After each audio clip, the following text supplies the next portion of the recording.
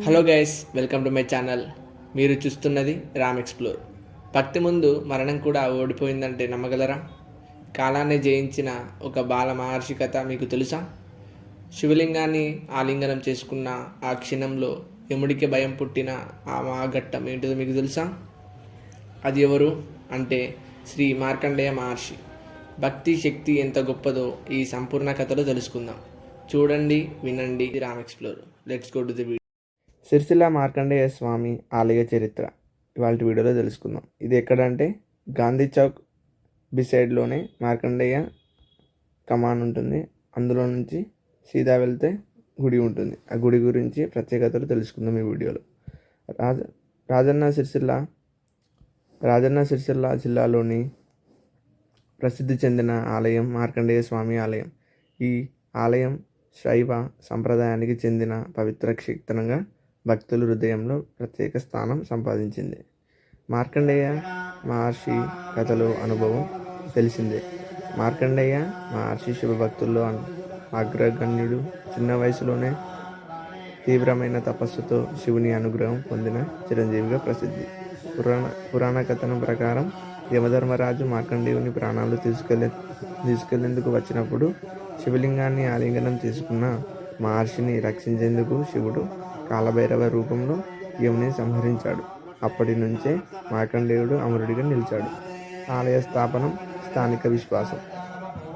స్థానికుల నమ్మకం ప్రకారం మార్కండేయ మహర్షి ఈ ప్రాంతంలో తపస్సు చేస్తున్నట్లు, ఆయన తపస్సు చేసిన స్థలంలోనే ఈ ఆలయం వెలిసినట్లు చెబుతున్నారు.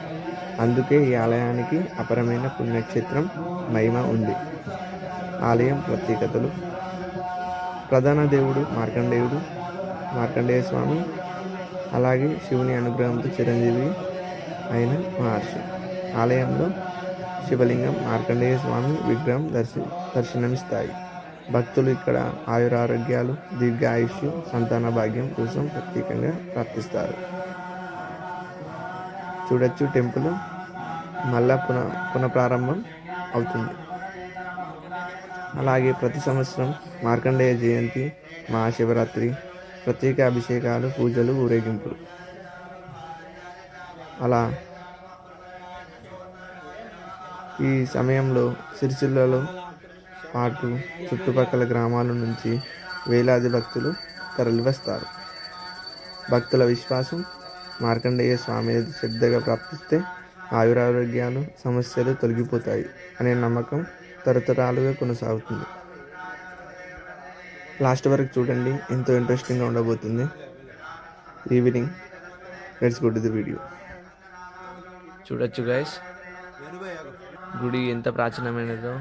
గుడి లోపలనే నవగ్రహాలు మరియు శివలింగం, ఆ తర్వాత మార్కండేయ స్వామి, గణపతి, అలాగే హనుమంతుడు, ఇలా అందరు దేవుళ్ళు ఒకటే గుడిలో ఉన్నారు. చూడొచ్చు, ఎంత ప్రాచీన కాలంలో చూడొచ్చు టెంపుల్.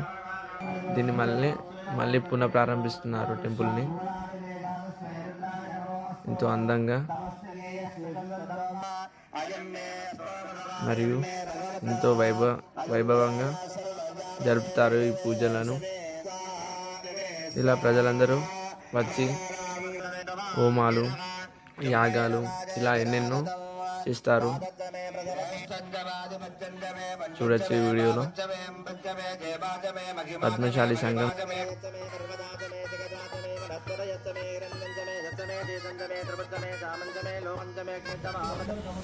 సాయంత్రం కాగానే ఊర్లో ఉన్న ప్రజలందరూ ఈ వేడుకను ఎంతో ముందుకు తీసుకువెళ్ళాలని ముందుకు వచ్చేస్తుంటారు. అలాగే ట్రాక్టర్కి కొబ్బరికాయ కొట్టి ప్రజలందరూ కండువలు వేసుకొని జై పద్మశాలి అని ఊరేగింపుతో ఈ వేడుకను ప్రారంభిస్తారు.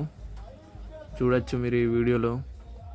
పెద్దలు, అలాగే కౌన్సిలర్లు, అలాగే ఎక్స్ చైర్మన్లు, ఇలా ఎందరో మహానుభావులు అందరూ వచ్చి ఈ వేడుకను ఎంతో ఘనంగా నిర్వహించి ముందుకు తీసుకువెళ్తుంటారు.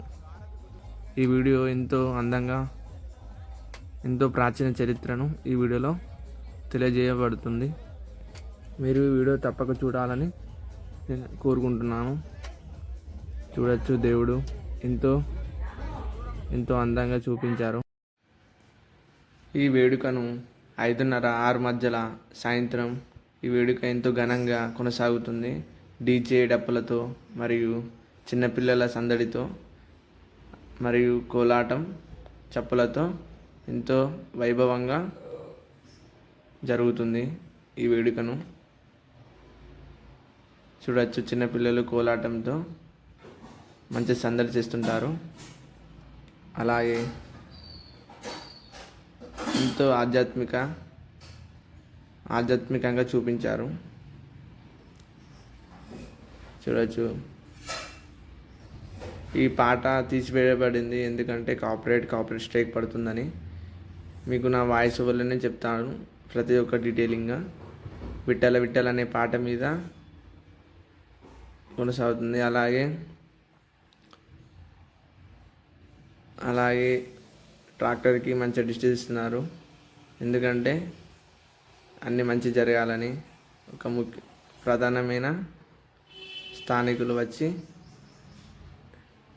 ట్రాక్టర్ మంచిగా ఈ వేడుక నుంచి మంచిగా జరగాలని కోరుకుంటారు. ఈ వీడియోలో చూడొచ్చు మీరు. ఇక మొత్తం మార్కండేయ గుడి నుంచి గాంధీ చౌక్, ఆ తర్వాత అంబేద్కర్, ఆ తర్వాత వెంకటేశ్వర్ల గుడి నుంచి మళ్ళీ తిరుగుతూ ఎంతో సందడి చేస్తూ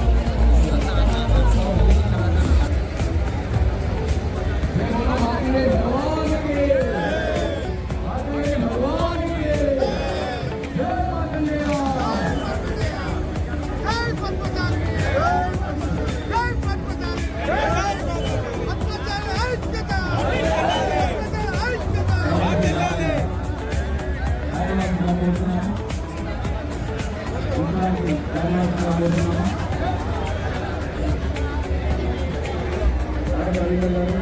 ఇప్పుడు మన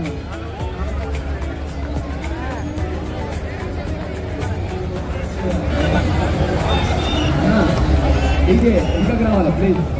డీజే గారు ఇంకా కొంచెం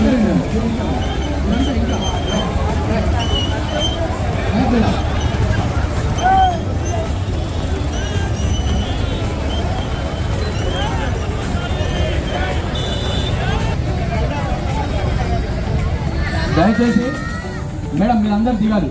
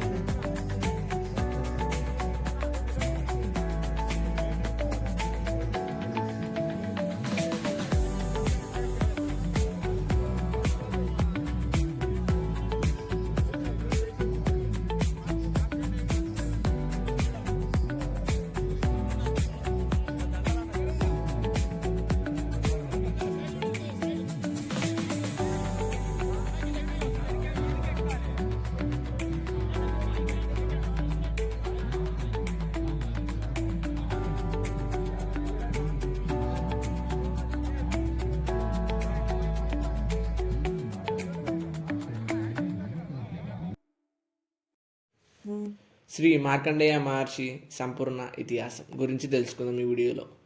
మంగళచరణ. ఓం నమ శివాయ. కాలాన్ని జయించిన కాలాంతకుడైన పరమేశ్వరునికి నమస్కారం.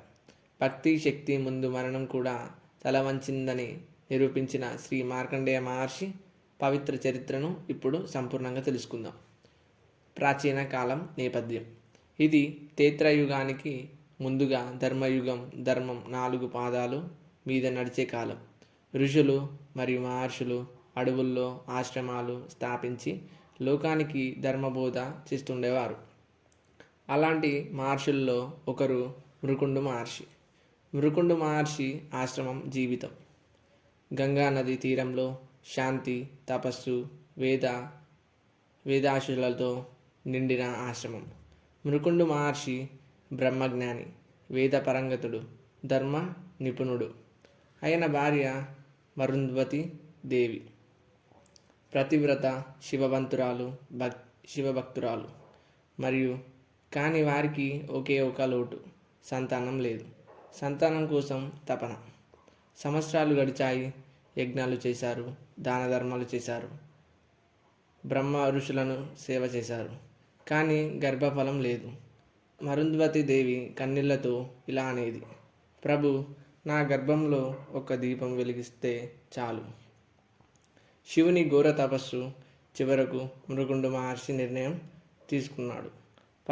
పరమేశ్వరుడినే శరణ్యం. భార్యతో కలిసి హిమాలయాల్లో ఘోర తపస్సు ప్రారంభించాడు. ఆకులే ఆహారం, నీరే అమృతం, శివనామమే శ్వాస. సంవత్సరాల తరబడి ఓం నమ శివాయ జపం చేస్తుండేవాడు. ఇలా శివుని ప్రత్యక్షం. ఆ తపస్సుకు కరుణించి శ్రీ మహాదేవుడు ప్రత్యక్షమయ్యాడు. త్రినేత్రంతో, భస్మలేపనంతో, శంతస్వరూపంగా. మృకుండు, ఈ తపస్సుకు నేను సంతోషించాను. వరము కోరుకో అని శివుడు అన్నాడు. 2 వరాలు ఇచ్చిండు.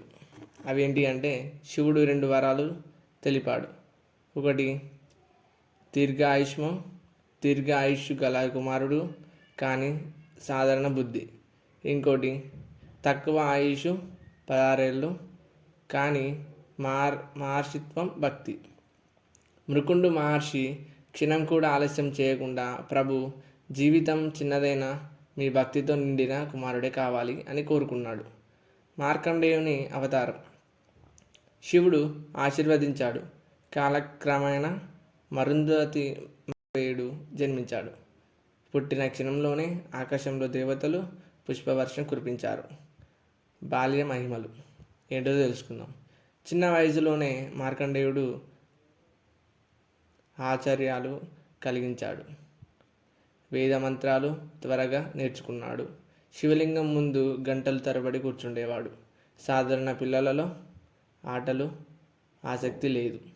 అందరూ అనేవారు ఈ బాలుడు సామాన్యుడు కాదని. 16 ఏళ్ల నిజం ఏమైందో తెలుసుకుందాం. మార్కండేయుడు 12 ఏళ్లకు చేరుకున్నాడు.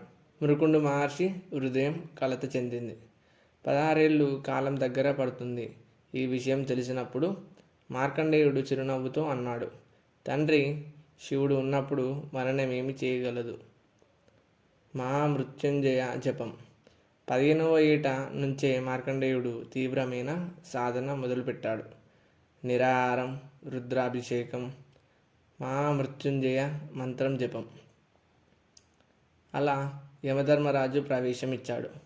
ఎప్పుడు అంటే 16వ పుట్టినరోజు రాత్రి కాలచక్రం తిరిగింది. భయంకర రూపంలో యమధర్మరాజు పాశంతో వచ్చాడు. ఆకాశం నల్లబడింది. భూమి కంపించింది. శివలింగాన్ని ఆలింగనం చేసుకునే సమయం. ఆ సమయంలో మార్కండేయుడు ఏమాత్రం భయపడలేదు. శివలింగాన్ని గట్టిగా ఆలింగనం చేసి కళ్ళు మూసుకొని ఓం నమః శివాయ అని జపించాడు. అప్పుడు ఉరుములు, మెరుపులు, అలా ఒక విధ్వంసం జరిగిందనమాట. అది ఏంటిది? యమపాశం శివ ఆగ్రహం. యముడు పాశం విసిరాడు. ఆ పాశం శివలింగానికి తగిలింది. అంతే, శివలింగం పగిలింది. అందులో నుంచి భయంకర రూపంలో శివుడు ఉద్భవించాడు. కాలాంతకుడైన శివుడు గర్జించాడు. నా భక్తికి తాకిన వాడివా. ఒకే దెబ్బతో యమధర్మరాజుని సంహరించాడు. కాలమే నిలిచిపోయింది. చిరంజీవి వరం. శివుడు మార్కండేయుని లేపి పలికాడు, నీవు చిరంజీవివి. ఎల్లప్పుడూ 16 ఏళ్ల వయస్సే లోకానికి భక్తి మార్గదర్శి. మార్కండేయ పురాణం. తర్వాత మార్కండేయుడు పురాణాలు రచించాడు. ఋషులకు ఉపదేశం చేశాడు. ధర్మాన్ని వ్యాప్తి చెందాడు మరియు చేశాడు. పూజ ఫలితాలు. మార్కండేయ స్వామిని ఆరాధిస్తే అపమృత్యు నివారణ, ఆయుష్ వృద్ధి, ఆరోగ్యం, శివకృప, ఇలా ఎన్నెన్నో జరుగుతుంటాయి. మీకు ఈ వీడియో నచ్చితే లైక్, షేర్, సబ్స్క్రైబ్ చేయకుండా మర్చిపోకండి. నెక్స్ట్ వీడియో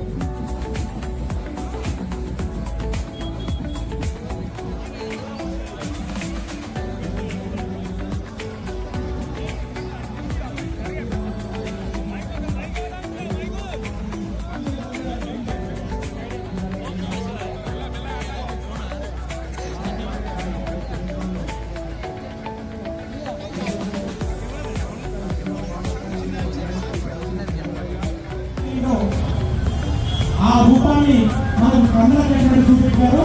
వారి యొక్క ప్రాధాన్యానికి పెట్టి కూడి అదేవిధంగా వారికి సహకారం చేసినటువంటి ప్రతి ఒక్కరికి కూడా ధన్యవాదాలు తెలియజేస్తా ఉన్నాం.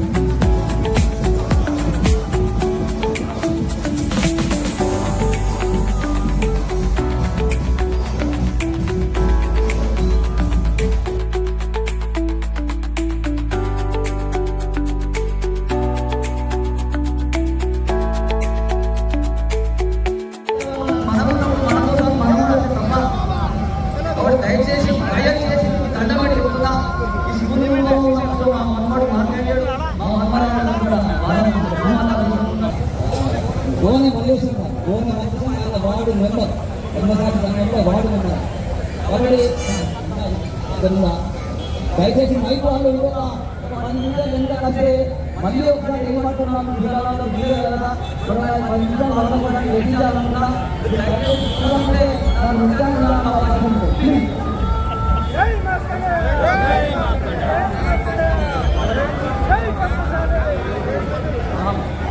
ఇంకొక విషయం ఏదైతే నేను నన్ను ఆహారం వచ్చినో ఆ ఆహారం నన్ను రాను అందరికీ